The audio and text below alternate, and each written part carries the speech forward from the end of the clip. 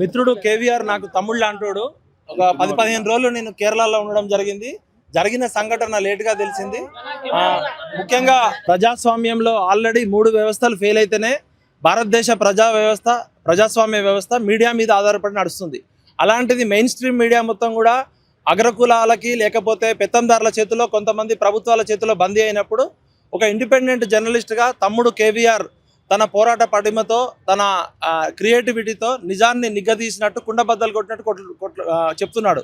తన వీడియోలు చూసిన అందరూ కూడా ఆయనకి అభిమానులు అవుతున్నారు. ఎందుకంటే ఉన్న విషయాన్ని తన యొక్క క్రియేటివిటీతో, ఆశోక్తితో, చెలోక్తులతో రాజ్యాంగానికి లోబడే విషయాన్ని చెప్పడంలో ఆయనకు దిట్ట.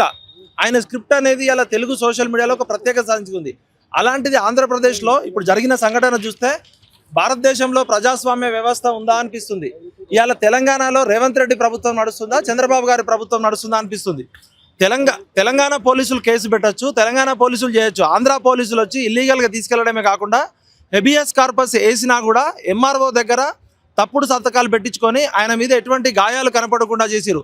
ఒక జర్నలిస్ట్ని 3rd డిగ్రీ చేస్తున్నారంటేనే ఆ ప్రభుత్వం ప్రజాపాలన కాదు, అది మాఫియా అని చెప్తారు.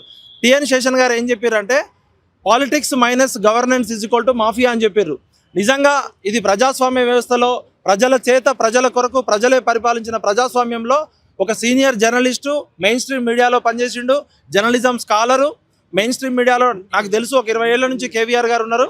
అలాంటిది ఇండిపెండెంట్ జర్నలిస్ట్గా ప్రపంచవ్యాప్తంగా ఇండిపెండెంట్ జర్నలిస్టుల వల్లనే నిజాలు తెలుస్తుంటే, నిజాన్ని ముక్కుసూటిగా మాట్లాడే కేవీఆర్ గారిని ఈ విధంగా చంద్రబాబు ప్రభుత్వం చేయడం దారుణము.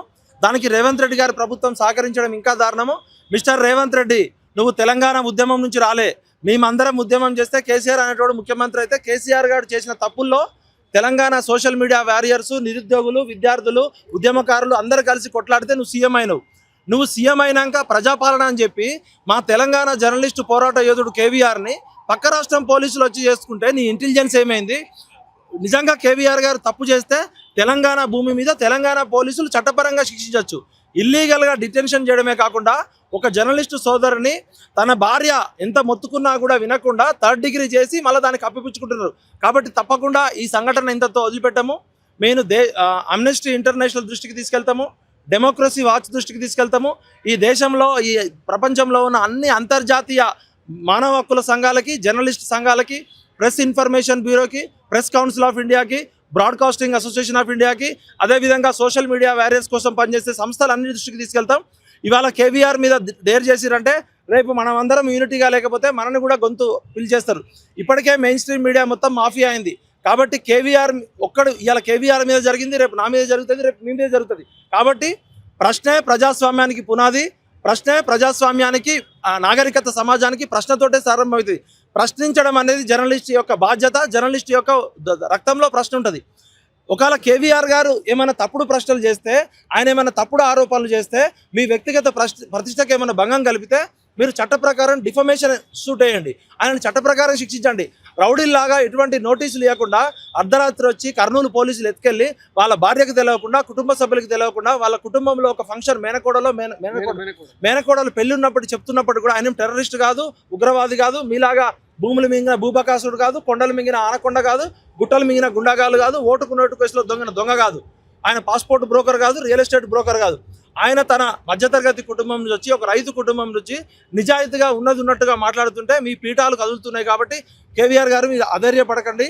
ఢిల్లీలో కూడా నాకున్న పరిచయాలతో ఇండియన్ జర్నలిస్ట్ యూనియన్ కానీ, ప్రెస్ కౌన్సిల్ ఆఫ్ ఇండియా కానీ, ఇలా జస్టిస్ మార్కండే కర్జు కానీ న్యాయ వ్యవస్థ కూడా తీసుకెళ్ళాలి.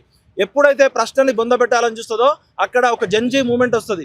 మీరు ఇట్లనే చేయండి కొడకల్లారా. సోషల్ మీడియా వారియర్స్ తోటి భారతదేశంలో తెలంగాణ నుంచే జన్జీ మూమెంట్ స్టార్ట్ చేస్తాం. కొడకల్లారా ఖబర్దార్. Save democracy, save press guide lines. KVR గారికి మద్దతుగా మనమందరం ఉండాల్సిన అవసరం ఉంది. మీరు ఎటువంటి అధైర్యపడకండి. ఈసారి ఎటువంటి పోరాటం జరిగినా కూడా మాకు చెప్పండి. మీతో పాటు మేము కూడా జైలుకి వస్తాం. ఎందుకంటే మీరు మాకు తమ్ముళ్ళు లాంటి వాళ్ళు. కాబట్టి కేవీఆర్ తమ్ముడికి జరిగిన అన్యాయంపై తెలంగాణలో ఉన్న జర్నలిస్టులు, ఆంధ్రాలో ఉన్న జర్నలిస్టులు, భారతదేశంలో ఉన్న జర్నలిస్టులు అందరూ ఖండించాలి. ముఖ్యంగా రేవంత్ రెడ్డి గారు, మీరు అప్రజాస్వామ్య పాలన చేస్తున్నారు, చంద్రబాబు చెంచాలాగా పనిచేస్తున్నారు. కాబట్టి ఇది మీ మెడకు చుట్టుకునే ప్రమాదం ఉంది. దయచేసి ఇప్పటికైనా ఆయన ఆరోగ్య పరిస్థితి బాగాలేదు, ఆయన మీద పెట్టే తప్పుడు కేసులన్నీ వెంటనే ఉపసంహరించాలని కోరుతూ, ఖబర్దార్ చంద్రబాబు, ఖబర్దార్ రేవంత్ రెడ్డి.